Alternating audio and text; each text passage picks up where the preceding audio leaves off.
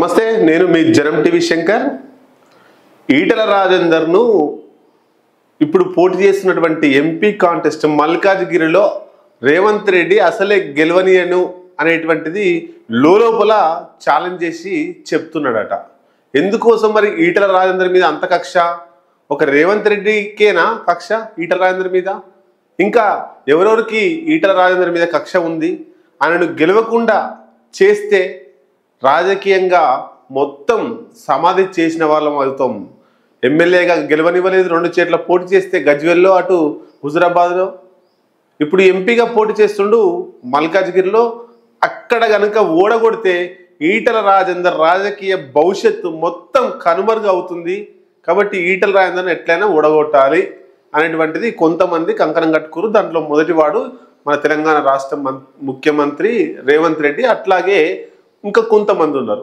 అసలు విషయానికి వద్దాం. ఎందుకు ఇక్కడ ఎట్లా వచ్చింది, అసలు ఈటల రాజేందర్ని ఎందుకు ఓడగొట్టాలనుకుంటున్నారు అనేటువంటి విషయానికి వద్దాం. హుజురాబాద్ ఎన్నికలు జరుగుతున్న సమయంలో అక్కడ బీఆర్ఎస్ పార్టీ నుంచి వెళ్ళి క్యాండిడేట్గా గెల్లు శ్రీనివాస్ యాదవ్ను పెట్టిండు కేసీఆర్.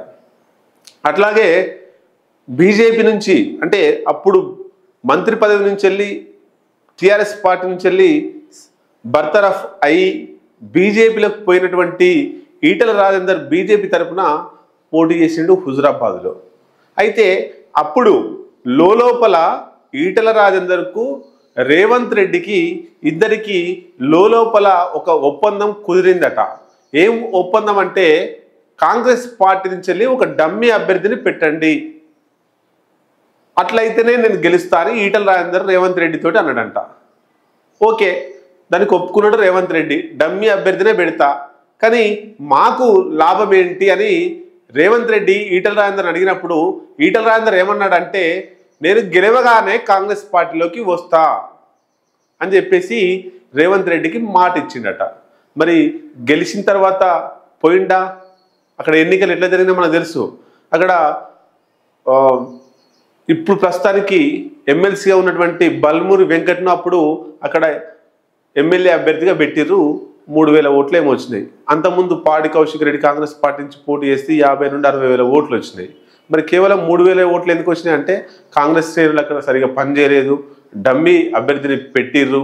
అంటే పరోక్షంగా రేవంత్ రెడ్డి కాంగ్రెస్ శ్రేణులు ఈటల రాజేందర్ గెలుపు కోసం పరోక్షంగా ప్రయత్నం చేసిర్రు, గెలిపించారు. ఆ ఒప్పందం ఏంటి?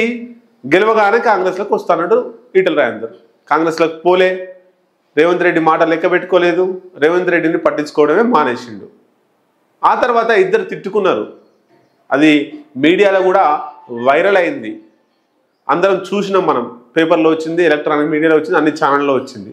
అట్లా వీరిద్దరి మధ్య హుజురాబాద్ ఎన్నికల నుంచి వెళ్ళి రోజు రోజుకు వీళ్ళిద్దరి మధ్యలో గ్యాప్ పెరుగుతూ పెరుగుతూ పెరుగుతూ వచ్చింది. అట్లా అది మనసులో పెట్టుకొని ఈటల రాజేందర్ను మొత్తంగా రాజకీయంగా సమాధి చేయాలనే ఉద్దేశంతో రేవంత్ రెడ్డి ముందుకు పోతున్నాడు. అయితే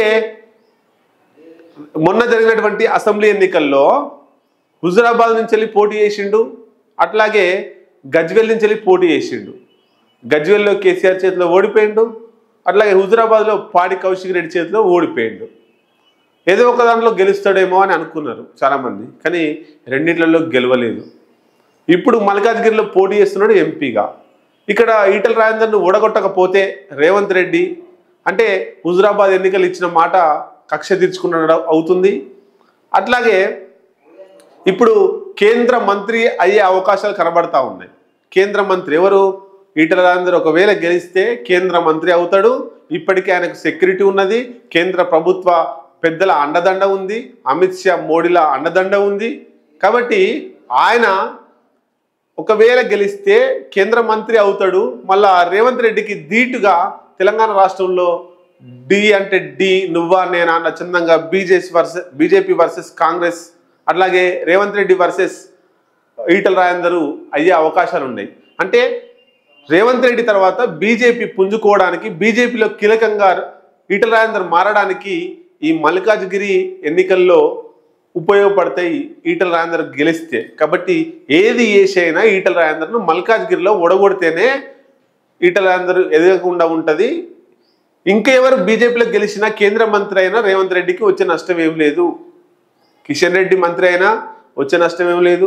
బండి సంజయ్ మంత్రి అయినా వచ్చే నష్టం లేదు. ఇంకా ఎవరు కేంద్ర మంత్రి అయినా రేవంత్ రెడ్డికి కానీ కాంగ్రెస్ ప్రభుత్వానికి కానీ వచ్చే నష్టం ఏం లేదు. ఒక ఈటల రాజేందర్ మంత్రి అయితేనే రేవంత్ రెడ్డికి ఇటు కాంగ్రెస్ పార్టీకి ఇబ్బంది జరిగే అవకాశం ఉంటుంది. బీజేపీ అనూహ్యంగా పుంజుకునే అవకాశాలు ఉంటాయి. కాబట్టి ఆయనను ఓడగొట్టాలని రేవంత్ రెడ్డి అనుకుంటున్నాడు. మరి రేవంత్ రెడ్డి అనుకోవడంలో తప్పు లేదు. ఎందుకోసం? బీజేపీ వేరు, కాంగ్రెస్ వేరు. మరి బీజేపీలోనే సొంత పార్టీలోనే రేవంత్ రెడ్డి కాకుండా, అంటే రేవంత్ రెడ్డి కాంగ్రెస్ పార్టీ కాబట్టి అనుకోవడం తప్పు లేదు. కానీ ఈటల రాజేందర్ బీజేపీ పార్టీలోనే సొంత పార్టీ నేతలే ఓడిపోవాలని కోరుకుంటున్నారు. మరి బీజేపీలో ఉండేటువంటి కొంతమంది నాయకులు, ఈటల రాజేందర్ ఎదుగుదలను ఓర్వలేని నాయకులు చాలామంది ఉన్నారు. బీజేపీలో సీనియర్ నేతలుగా ఉన్నారు. మరి అందరూ కూడా ఒకవేళ ఈ బీజేపీలో ఈటల రాజేందర్ మల్కాజ్గిరి నుంచి వెళ్ళి ఎంపీగా గెలిస్తే ఖచ్చితంగా నాకు మంత్రి పదవి ఇస్తారు, మాకు రాదు, మా ఆటలు సాగవు, మేము చెప్పేది కార్యకర్తలు వినరు, మమ్మల్ని ఎవరు పట్టించుకోరు, ఈటల రాజేందర్దే బీజేపీలో కీలకంగా కీ రోల్ అవుతుంది, హీరో అవుతాడు, కాబట్టి ఎటు పెట్టి ఈటల రాజేందర్ను ఒడగొట్టాలని చెప్పేసి బీజేపీలో ఉండేటువంటి సొంత పార్టీ నేతలు కూడా ప్రయత్నం చేస్తున్నారు. మరి ఇవన్నీ తట్టుకొని ఈటల రాజేందర్ ఖచ్చితంగా మల్కాజ్గిరిలో గెలుస్తాడా? గెలవడానికి ఎత్తులు ఏమేస్తున్నాడు, ఎత్తుకు పై ఎత్తులు ఏమేస్తున్నాడు, ఇటు రేవంత్ రెడ్డిని అటు సొంత పార్టీ నేతల్ని తట్టుకొని బీజేపీ అభ్యర్థిగా నిలబడి గెలుస్తాడా అనేటువంటిది రాబోయే కాలంలో చూడాల్సిందే. ఏది ఏమైనా ఈ ఎన్నికల్లో ఈటల రాజేందర్ గెలిస్తేనే హీరో అవుతాడు, రాష్ట్రంలో ఒక వెలుగు వెలుగుతాడు. ఒకవేళ ఓడిపోతే అటు అసెంబ్లీలో ఓడిపోయిండు, ఇటు పార్లమెంట్ ఎన్నికల్లో ఓడిపోయింది. కాబట్టి రాజకీయంగా ఆయన మళ్ళీ ఒక 10-20 సంవత్సరాలు వెనుకకు పోయే అవకాశాలు ఎక్కువగా కనబడతా ఉన్నాయి.